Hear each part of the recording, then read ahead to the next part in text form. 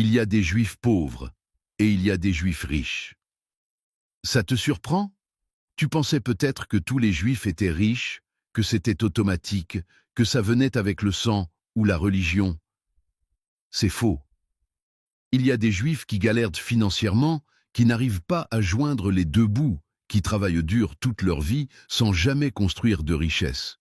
Et il y a des juifs qui accumulent des fortunes, génération après génération, qui semblent attirer l'argent comme un aimant, qui transforment tout ce qu'ils touchent en or. La différence entre ces deux groupes n'est pas la chance, ce n'est pas l'intelligence, ce n'est pas les connexions de départ. La différence est dans 5 comportements précis que personne ne te montre. 5 façons de penser et d'agir qui séparent ceux qui restent pauvres de ceux qui deviennent riches. J'ai grandi dans une communauté où j'ai pu observer les deux. Des familles qui partaient du même point, avec les mêmes opportunités, la même éducation religieuse, les mêmes valeurs de base. Et 20 ans plus tard, certaines étaient devenues prospères, pendant que d'autres stagnaient ou déclinaient. J'ai passé des décennies à étudier cette différence, à comprendre ce qui séparait vraiment les uns des autres. Et ce que j'ai découvert m'a choqué, parce que les différences sont subtiles, presque invisibles de l'extérieur, mais leurs conséquences sont monumentales. Shalom, je suis le rabbin Joseph. Avant de continuer, je veux te demander quelque chose. Écris dans les commentaires le mot « riche » si tu veux passer du côté de ceux qui construisent de la richesse. Juste le mot « riche ». Je veux voir combien d'entre vous sont prêts à changer de camp aujourd'hui. Première différence entre le juif pauvre et le juif riche, leur relation avec le temps. Le juif pauvre vend son temps. Il échange des heures contre de l'argent, que ce soit dans un emploi salarié ou même dans son propre business. Plus il travaille d'heures, plus il gagne. Moins il travaille, moins il gagne. Son revenu est directement lié au temps qu'il passe à travailler, ce qui signifie que son revenu est plafonné par le nombre d'heures dans une journée. Il ne peut physiquement pas gagner plus qu'un certain montant parce qu'il n'y a que 24 heures et qu'il doit aussi dormir et vivre. Le juif riche achète le temps des autres. Il comprend que son propre temps est limité, mais que le temps qu'il peut mobiliser est illimité s'il sait comment s'y prendre. Il crée des systèmes, il emploie des gens, il investit dans des actifs qui travaillent pour lui pendant qu'il dort. Son revenu n'est pas lié à ses heures de travail personnel, il est lié à la valeur que son système génère, et ce système peut fonctionner avec ou sans sa présence. Le Talmud enseigne que celui qui travaille seulement avec ses mains restera toujours serviteur de celui qui travaille avec sa tête. Ce n'est pas un mépris du travail manuel, c'est une observation sur les limites du temps personnel. Le juif pauvre travaille dans son business, le juif riche travaille sur son business. Cette différence de préposition change tout. L'un est prisonnier de son activité, l'autre en est le maître. Demande-toi maintenant, est-ce que tu vends ton temps ou est-ce que tu construis quelque chose qui te libère de la contrainte du temps? Deuxième différence entre le juif pauvre et le juif riche, leur réaction face aux problèmes. Le juif pauvre voit les problèmes comme des obstacles qui l'empêchent d'avancer. Quand quelque chose va mal, il se plaint, il blâme les circonstances, il attend que le problème disparaisse ou que quelqu'un le résolve pour lui. Les problèmes le paralysent, le découragent, le font reculer. Il passe plus de temps à se plaindre du problème qu'à chercher la solution. Le juif riche voit les problèmes comme des opportunités déguisées. Chaque problème est une porte vers la richesse, parce que résoudre un problème pour les autres, c'est exactement ce pourquoi les gens sont prêts à payer. Quand quelque chose va mal, il se demande immédiatement « Comment puis-je transformer ce problème en opportunité ?» Qui d'autre a ce problème et serait prêt à payer pour une solution? Les mêmes difficultés qui arrêtent le juif pauvre propulsent le juif riche vers l'avant. Le Talmud raconte que dans chaque épreuve se cache une bénédiction pour celui qui sait la chercher. Le juif pauvre voit l'épreuve et s'arrête là. Le juif riche creusent jusqu'à trouver la bénédiction cachée. Cette différence de perspective explique pourquoi certains s'effondrent face aux difficultés, pendant que d'autres en sortent plus forts et plus riches. Pense à la dernière fois où tu as fait face à un problème majeur. Est-ce que tu as cherché la bénédiction cachée ou est-ce que tu t'es contenté de te plaindre? Troisième différence entre le juif pauvre et le juif riche. Ce qu'ils font avec leur premier euro gagné. Le juif pauvre dépense d'abord et économise ce qui reste, c'est-à-dire généralement rien. Quand l'argent arrive, il pense immédiatement aux factures à payer, aux envies à satisfaire, aux besoins immédiats à combler. L'épargne et l'investissement viennent en dernier, après tout le reste. Et comme il n'y a jamais assez pour tout le reste, il n'y a jamais rien pour l'épargne. Le juif riche inverse complètement ce processus. Quand l'argent arrive, la première chose qu'il fait est de mettre de côté une partie pour l'investissement et la charité. Ce n'est pas ce qui reste après les dépenses, c'est ce qui part en premier avant même de penser aux dépenses. Il se paie lui-même d'abord, puis il vit avec ce qui reste.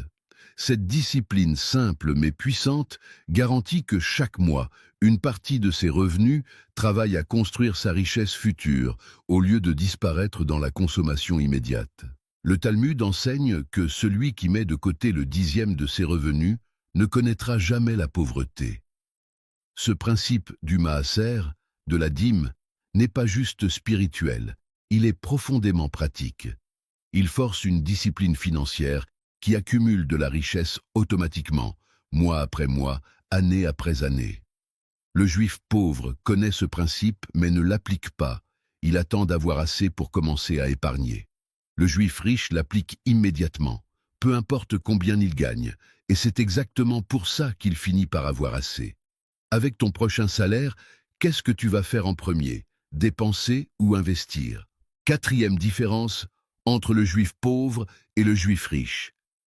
Les personnes qu'ils fréquentent et les conseils qu'ils écoutent.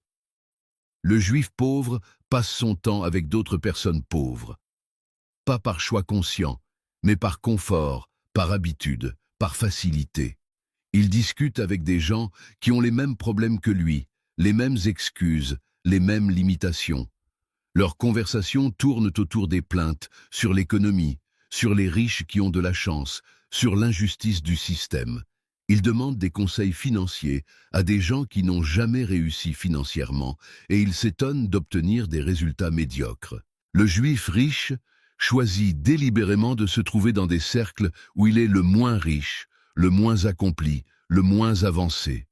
Il cherche des mentors qui ont déjà ce qu'il veut avoir, des amis qui l'inspirent à viser plus haut, des associés qui le tirent vers le haut plutôt que vers le bas. Ces conversations tournent autour des opportunités, des stratégies qui fonctionnent, des façons de créer plus de valeur. Il demande des conseils uniquement à ceux qui ont des résultats prouvés dans le domaine où il veut progresser. Le Talmud enseigne que tu deviendras comme ceux que tu fréquentes et que la compagnie des sages rend sage, tandis que la compagnie des fous rend fou. Le juif pauvre néglige ce principe et reste coincé dans des cercles qui le maintiennent pauvre. Le juif riche l'applique rigoureusement et s'élève constamment en élevant la qualité de ses relations. Fais la liste des 5 personnes avec qui tu passes le plus de temps. Regarde leur situation financière. C'est probablement le reflet de ton futur. Cinquième différence entre le juif pauvre et le juif riche. Leur définition de la sécurité. Le juif pauvre pense que la sécurité, c'est un emploi stable, avec un salaire fixe. Il cherche la prévisibilité, la routine, la garantie que le même montant tombera sur son compte chaque mois. Il évite les risques, comme la peste, parce que les risques menacent cette sécurité qu'il chérit tant. Il préfère la certitude d'une petite somme à la possibilité d'une grande somme avec une part d'incertitude. Le juif riche sait que cette sécurité est une illusion dangereuse. Un emploi stable peut disparaître demain avec un licenciement, une faillite, une restructuration. Dépendre d'une seule source de revenus, c'est mettre tous ses œufs dans le même panier fragile. La vraie sécurité pour lui, c'est d'avoir plusieurs sources de revenus, des compétences diversifiées, un réseau solide, la capacité de rebondir, peu importe ce qui arrive. Il prend des risques calculés parce qu'il sait que le plus grand risque est de ne prendre aucun risque. Le Talmud conseille de diviser ses actifs en 3 parts. 1/3 dans la terre, 1/3 dans le commerce, 1/3 à portée de main. Cette diversification vieille de 2000 ans est le contraire de la fausse sécurité du salaire unique. Le juif pauvre met tout dans un seul panier et prie pour que ce panier ne tombe pas.